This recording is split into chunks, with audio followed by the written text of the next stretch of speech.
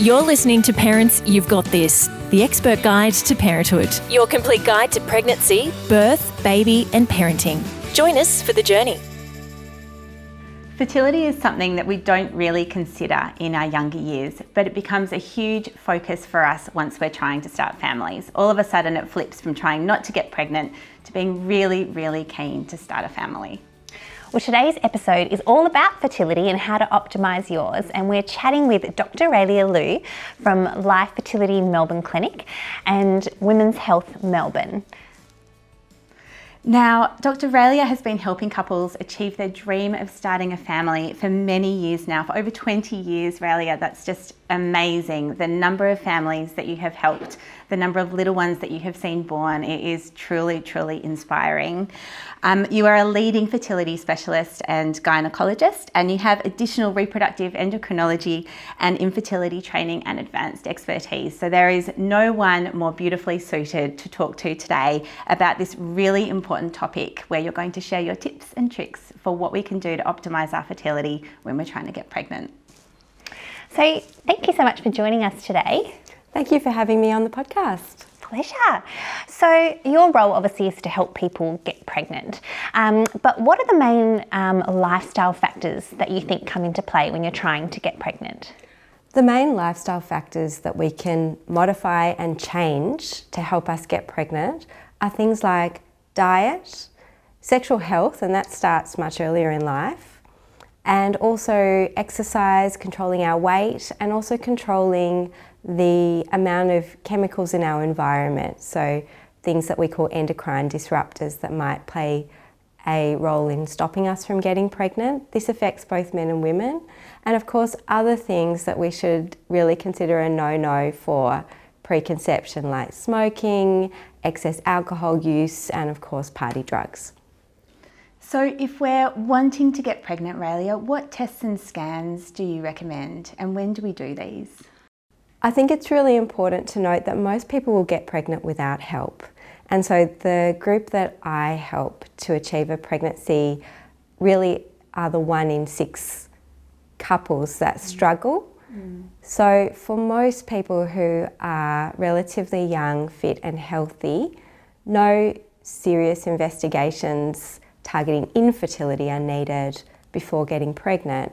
But it's still a very good idea to go and see your GP before you start trying for a baby, because there are things you may not have thought of that are important to address before trying to get pregnant, such as, for example, making sure that our immunity is sufficient to viruses that can cause problems in pregnancy, like chickenpox and rubella, making sure our bodies have all the important building blocks required to keep us healthy and help us build a healthy baby, so making sure we're replete in essential vitamins, micronutrients, iron, for example, and also to give your GP the option to discuss with you things you may not have thought of, like preconception genetic screening tests that can be done before you try to have a baby, to make sure that you and your partner together aren't at risk of having a baby with a serious illness, or if you are, to have the power of that knowledge before you try to get pregnant.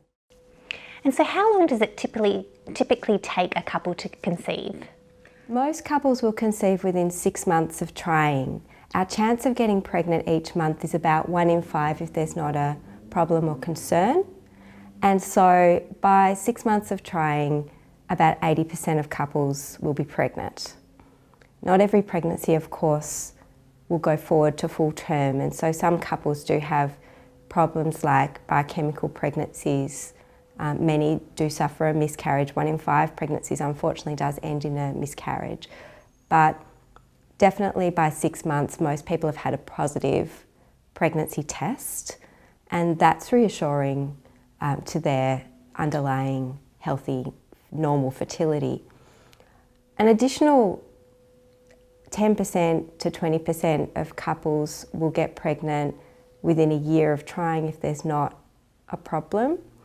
So after a year, if you haven't conceived, there's generally an underlying reason. We say that if you're over 35, at an age where your chance per month may no longer be 1 in 5, it might be more like 1 in 10. and you've tried for 6 months, because time is not on your side necessarily as we get older, we like to identify serious issues at an earlier time so that we have a better chance of ultimately being able to help people. So if you're over 35 and you've tried for 6 months, at the point where 80% of people will be pregnant, it's a good time frame to reach out for a fertility assessment. What role does our menstrual cycle play in getting pregnant? Our menstrual cycle sets the scene for a pregnancy. It's the way our body prepares the lining of the womb and the release of the egg to time together to facilitate a pregnancy. The first 2 weeks of the menstrual cycle are the getting ready phase. A follicle starts to ripen, which is the house that an egg lives in the ovary, and the hormones that the follicle makes prepares the lining of the womb to receive an implanting embryo down the track. The egg is released for most people in the middle of your cycle. That event is known as ovulation, and that is basically the opportunity that a woman or person with ovaries has each month to attempt a pregnancy. And so how do you know that you're ovulating? I think one very important point is that you don't have to be aware of the moment you release an egg. It's more about being aware of a fertile zone, and that's because sperm can stick around in the female body for quite a while, and an egg can be fertilised for around 24 hours after it is released. But we ovulate in the middle of our cycles generally if we have a regular menstrual cycle. Signs that that time frame of ovulation may be approaching are things like you may feel more sexually interested because the estrogen hormone makes us feel that way. And you may feel that you notice a little bit more cervical mucus because that is one of the ways our body prepares for sperm to find its way to the egg. And you may also notice that you have other symptoms like, for example, some breast tenderness some people experience, and some people may experience a little bit of pelvic pain around the time of ovulation. The medical term for that is Mittelschmerz from the German, and it means middle pain because it's in the middle of the cycle. So some people are acutely aware of their ovulation, but many are not. Yeah, I never knew that that's what that pain was. I always thought that it was just strange timing. That's really interesting. Let's talk about age and fertility, Raelia. We're all having our babies, or generally, women are having babies later. What are the impacts of age on fertility, and what can we expect as we get older? Our physiology is that women make all our eggs when we are ourselves in the womb. So when you go for your ultrasounds at 13 weeks to check on your baby, if it's a girl, she's made all her eggs. Wow. And so they are cells that are with us for our fertile life, but as we age, they've been waiting for longer and they can become more fatigued from a metabolic perspective. And just like when we're tired, we're more likely to make an error, when cells have been waiting for longer and they're more metabolically fatigued, they're more likely to make a mistake. And that's why it's harder for eggs to achieve the amazing task of making a baby later in life. What that means is that when we are trying to have a baby, the ideal time to start our family biologically is at the youngest age feasible that we're ready. And sometimes for people I see trying later in life, particularly my patients in an IVF context who have struggled, we sometimes step back and look at the family they want over time, and occasionally it may be in that couple's best interest, particularly if they're having their first baby over the age of 35, to freeze some embryos at that stage, so that if they do want to extend their family in the next 5 to 10 years, they've got a better chance of being successful. And so you mentioned earlier, if you're trying to conceive a baby and it's just not happening, you should go and see potentially an IVF specialist or a fertility specialist to get an assessment. Now that you're talking about age, does that, come into play?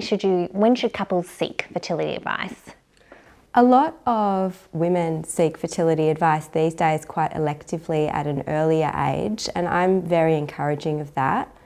A, to provide education, and B, to provide access to proactive strategies like egg freezing. I think couples should seek advice if they need it, and I certainly wouldn't, say that everybody needs to come and see a fertility doctor, but I would say that seeking advice doesn't mean a deep dive straight into IVF. What it does is give you the knowledge of where you're at, what the problems that you may be encountering may be, and what the options are in today's world to address your concerns. And that gives you time to consider what you want to do and to really start to prepare your game plan. Yeah. That's right. So you touched on egg freezing as part of that and as an option. Can you tell us a little bit more about what's involved with that and why it's recommended? Egg freezing is definitely not a guarantee of a future live birth, and that's very important to state. But it is a very powerful technology, and when young women freeze healthy eggs, the vast majority who come back to use them will be successful. The trick is to freeze eggs when you are young, and so their quality is high, and also to freeze a high number of eggs, because we know in the IVF world, as in natural fertility, but we're acutely aware of it, that not every egg will make an embryo, and not every embryo will make a baby. And when it comes to egg freezing, not every egg will survive being frozen and warmed. Yeah.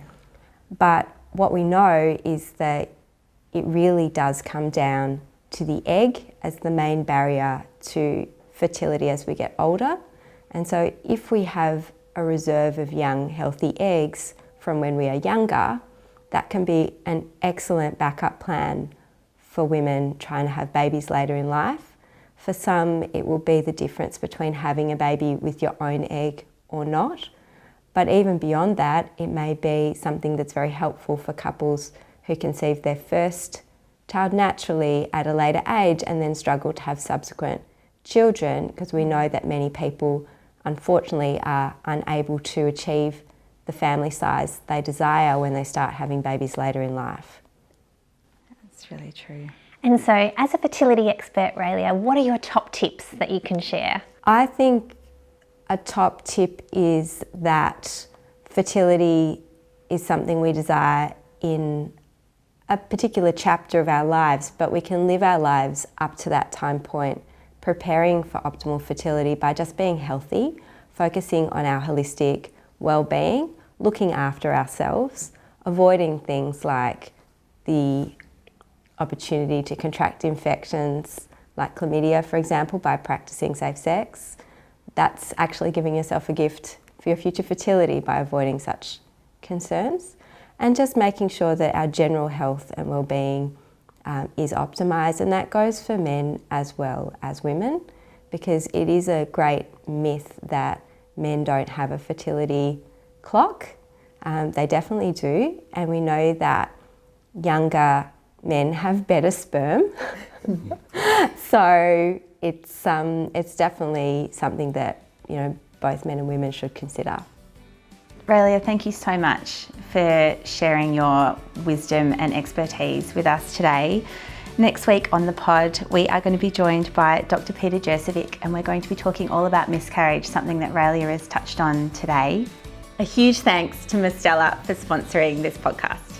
You've been listening to The Expert Guide to Parenthood, and never forget, parents, you've got this. You've been listening to Parents, You've Got This, the expert guide to parenthood. You've got this parenting gig